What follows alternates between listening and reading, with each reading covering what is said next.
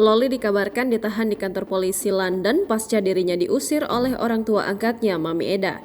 Dia lantas ditahan karena dilaporkan sebagai anak hilang. Hal ini dikabarkan langsung oleh Nikita Mirzani pasca dirinya mendapat kabar bahwa Loli ditahan di kantor polisi London. Loli lagi di kantor polisi, kamu kasih tahu maminya, diusir sama Mama Eda. Dia ditahan di kantor polisi London, tulis seseorang mengirim pesan ke Nikita Mirzani. Bahkan orang tersebut sampai mengirimkan foto bahwa Loli sedang berada di kantor polisi London.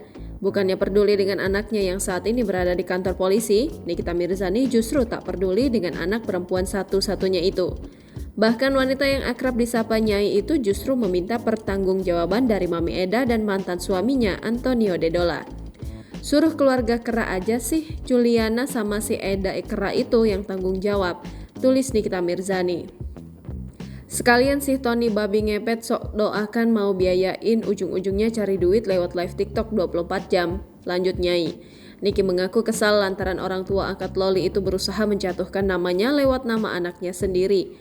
Makanya kalau pada miskin gak usah sok deh mau jatuhin gue lewat itu anak, ujar Niki. Nikita Mirzani merasa kesal lantaran akhirnya Loli meminta pertolongan dari dirinya.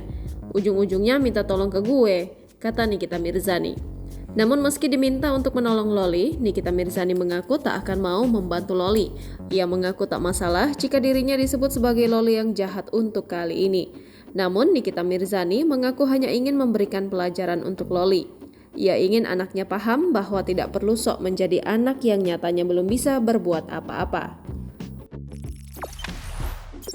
Jangan lupa subscribe, share, komen, dan like ya!